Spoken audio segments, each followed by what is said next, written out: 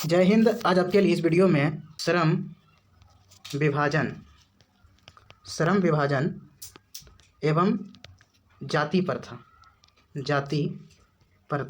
श्रम विभाजन एवं जाति प्रथा का पार्ट 1 वीडियो बनाने जा रहे हैं।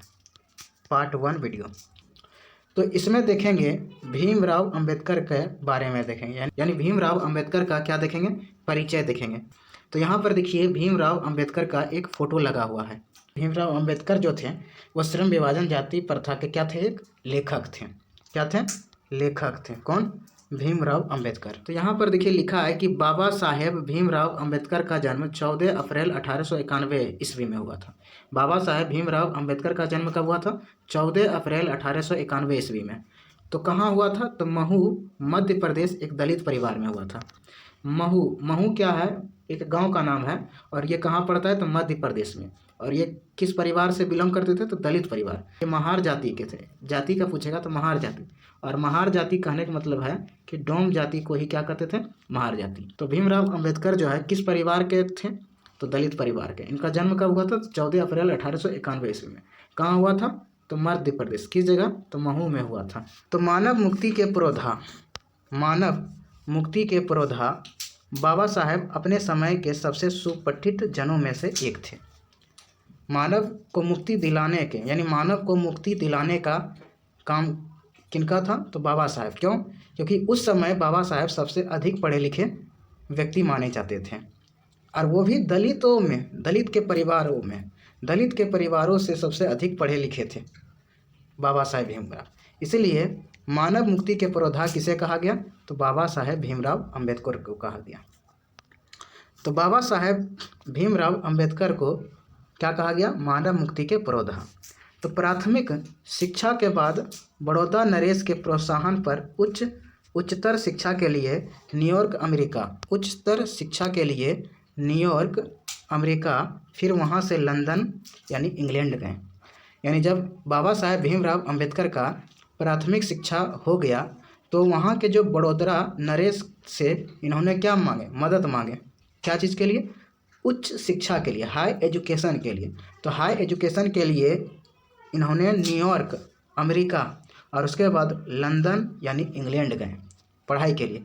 कैसा पढ़ाई? तो उच्चतर शिक्षा के लिए, हाई एजुकेशन के लिए। क्यों ये पढ़ रहे थे? क्योंकि ये देश में एक नया क्रांति लाने वाले थे, इसीलिए हाई एजुकेशन इनको ज़रूरी था। उन्होंने संस्कृत का धार्मिक, पौराणिक और पूरा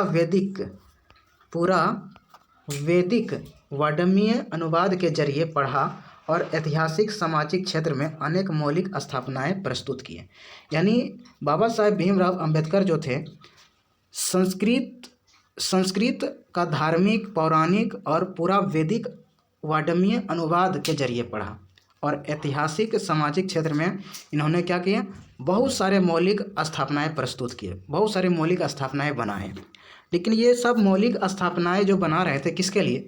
मानव के मुक्ति के लिए, मानव को आज़ादी के लिए, छुआछूत से बचाव के लिए। सब मिलाकर वे इतिहास मीमांस कहलाए। यानी जब ये सब काम कर रहे थे, एक नया क्रांति ला रहे थे, तो इसीलिए बाबा साहेब भीमराव अंबेडकर को इतिहास का मीमांसक भी कहा जाता है। इतिहास का मीमांसक किसे कहा जाता है? बाबा साहेब भीमराव अंबेडकर को। तो सब मिलाकर वे इतिहास मीमांसक, विविधता, अर्थशास्त्री, समाजशास्त्री, शिक्षाविद तथा धर्म दर्शन के विख्याता बनकर उभरे। क्योंकि ये बहुत सबसे ज़्यादा ये शिक्षा पर ही जोर दे रहे थे बाबा साहेब भीमराव अंबेडकर। स्वदेश में कुछ समय उन्होंने वकालत भी की। बाबा साहेब भीमराव अंबेडकर जब विदेशों से पढ़कर आए तो स्वदेश में, यानी अपने देश में कुछ समय के लिए बाबा साहेब भीमराव अंबेडकर वकालत भी किया। समाज और राजनीतिक में बेहद सक्रिय भूमिका निभाते हुए उन्होंने अछूतों, स्त्रियों और मजदूरों को भी मानवीय अधिकार एवं सम्मान दिलाने के लिए अथक संघर्ष किया। यानी बाबा साहेब भीमराव अंबेडकर जब स्वदेश पहुँचे तो समाज और राजनीतिक में बेहद सक्रिय भूमिका निभाए और इन्होंने 3 लोगों को मानवीय अधिकार एवं सम्मान दिलाने के लिए बहुत संघर्ष किए। वह 3 लोग कौन कौन थे? तो एक थे अछूतों, दूसरा थे स्त्रियों और तीसरा थे मजदूरों। अछूतों, स्त्रियों और मजदूरों, इन तीनों को मानवीय अधिकार एवं सम्मान दिलाने के लिए अथक संघर्ष किए। कौन? बाबा साहेब भीमराव अम्बेडकर। इसीलिए कहा जाता है कि समाज और राजनीतिक में बेहद सक्रिय रहे। कौन? बाबा साहेब। यदि समाज और राजनीतिक में यदि ये बेहतर सक्रिय नहीं रहता तो अछूतों, स्त्रियों और मजदूरों को मानवीय अधिकार एवं सम्मान दिलाने ही नहीं पाता। इसीलिए समाज और राजनीतिक में ये क्या रहे? एक्टिव रहे। कौन? बाबा साहेब भीमराव अम्बेडकर। उनके चिंतन एवं रचनात्मक के मुख्यतः 3 प्रेरक व्यक्ति रहे। बाबा साहेब के जीवन में चिंतन एवं रचनात्मक 3 प्रेरक व्यक्ति रहे। वह 3 प्रेरक व्यक्ति कौन कौन थे? तो बुद्ध, कबीर और ज्योतिबा फुले। बुद्ध, कबीर और ज्योतिबा फुले। तो ऑब्जेक्टिव के एग्ज़ाम क्वेश्चन आ सकता है आपके पेपर में कि बाबा साहेब भीमराव अम्बेडकर के 3 प्रेरक व्यक्ति कौन कौन थे? तो बताइएगा। एक थे बुद्ध, दूसरा थे कबीर, तीसरा थे ज्योतिबा फुले। तो भारत के संविधान निर्माता में उनकी महती भूमिका और एकनिष्ठ समर्पण के कारण ही हम आज उन्हें भारतीय संविधान का निर्माता कहकर श्रद्धांजलि अर्पित करते हैं, यानी जाने जाते हैं। भारत के संविधान निर्माता किसे कहा जाता है? तो बाबा साहेब भीमराव अम्बेडकर को कहा जाता है। क्योंकि संविधान को निर्माण करने वाला कौन थे? तो बाबा साहेब भीमराव अम्बेडकर थे। क्योंकि उसी का दिमाग था कि भारत देश में एक संविधान होना जरूरी है। दिसंबर 1956 ईस्वी में दिल्ली में बाबा साहेब का क्या हो गया? निधन हो गया। बाबा साहेब का मृत्यु कब हुआ?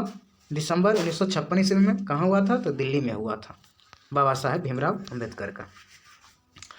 बाबा साहेब ने अनेक पुस्तकें लिखे। बाबा साहेब बहुत सारे किताबें लिखे और उनमें से कुछ किताबें क्या थे?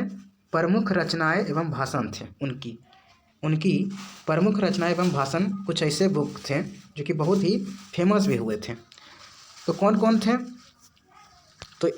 कौन थे इसको याद रखिएगा, इससे आपके एग्ज़ाम में पूछे जाते हैं। द कास्ट इन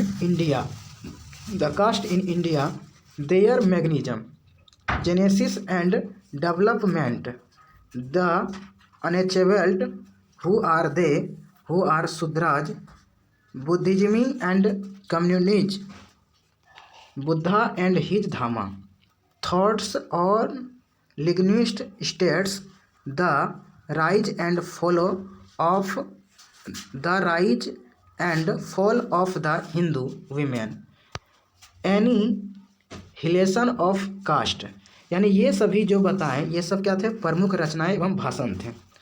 तो हिंदी में उनका संपूर्ण वाङ्मय जो है भारत सरकार के कल्याण मंत्रालय से बाबा साहेब संपूर्ण वाङ्मय नाम से 21 खंडों में क्या हुए? इनका किताबें, यानी ये सब जो रचनाएं और भाषण जो प्रमुख थे 21 खंडों में क्या किए गए थे? भारत सरकार प्रकाशित किए गए थे। क्यों प्रकाशित किए गए थे? क्योंकि इसका जो प्रमुख रचनाएं एवं जो भाषण थे समाज के लिए, भलाई के लिए थे, इसीलिए इनको 21 खंडों में क्या किए? प्रकाशित किए। यहाँ प्रस्तुत पाठ बाबा साहेब के विख्यात भाषण थे। यानी बाबा साहेब के एक भाषण बहुत फेमस हुए थे, विख्यात भाषण जिसको बोला जाता है। विख्यात माने प्रसिद्ध, बहुत प्रसिद्ध हुए थे। उसका नाम था annihilation of caste. Annihilation of caste पूछेगा कि बाबा साहेब भीमराव अम्बेडकर का वह कौन सा भाषण था जो कि विख्यात भाषण थे? तो एनिहिलेशन ऑफ कास्ट। तो एनिहिलेशन ऑफ कास्ट के ललई सिंह यादव जो थे, उन्होंने क्या किए थे? इनका हिंदी रूपांतरण किए थे। हिंदी रूपांतरण, एनिहिलेशन ऑफ कास्ट, ये जो भाषण थे इंग्लिश में थे, इसको हिंदी रूपांतरण किए थे कौन? ललई सिंह यादव। तो ललई सिंह यादव द्वारा किए गए हिंदी रूपांतरण जाति भेद का उच्छेद से किंचित संपादन के साथ लिया गया है। यानी इस भाषण में किसके बारे में बताया गया था? तो जाति के बारे में बताया था। और यह भाषण जो थे एनिहिलेशन ऑफ कास्ट, ये जो भाषण थे जाति पाति तोड़क मंडल, जाति पाति तोड़क यानी जात पात को ख़त्म करने के बारे में ये भाषण बताए थे। तो जाति पाति तोड़क मंडल लाहौर के वार्षिक सम्मेलन सन 1936 के अध्यक्ष भाषण के रूप में तैयार किया गया था। भाषण के रूप में क्या किया गया था, तैयार। यानी एनिहिलेशन ऑफ कास्ट जो थे, ये भाषण कहाँ देने वाले थे बाबा साहेब भीमराव अम्बेडकर, तो लाहौर में देने वाले थे। और ये सम्मेलन कब होने वाले थे, तो 1936 का बात है। लेकिन ये तो तैयार किए गए थे, लेकिन इसकी क्रांतिकारी दृष्टि से आयोजकों की पूर्णतः सहमति न बन सकने के कारण सम्मेलन स्थगित हो गए थे और यह पढ़ा ना जा सका। यानी कहने का मतलब है कि ये जो भाषण थे एनिहिलेशन ऑफ कास्ट, लाहौर में देने वाले थे सन 1936 ईस्वी में, लेकिन क्रांतिकारी दृष्टि से ये भाषण क्या हुए, स्थगित हो गए, नहीं हो पाया। उसके बाद बाबा साहेब क्या किए इस भाषण को, तो बाबा साहेब ने इसे स्वतंत्र पुस्तिका का रूप दिया, एक किताब लिखा। तो प्रस्तुत आलेख में वे भारतीय समाज में श्रम विभाजन के नाम पर मध्ययुगीन अवशिष्ट संस्कारों के रूप में बरकरार जाति प्रथा पर मानवीयता के बारे में बताया गया था। तो ये सभी थे बाबा साहेब भीमराव अंबेडकर के बारे में। तो इसे आप याद कर लीजिएगा साथियों, ध्यान से इस वीडियो को दोबारा देखिएगा। आपके एग्ज़ाम में लेखक परिचय जो थे भीमराव अंबेडकर का, वो बता दिए। इसके बाद इसका और भी है, पार्ट 2 वीडियो में बताएंगे। तो इस वीडियो को देखने के लिए साथियों धन्यवाद।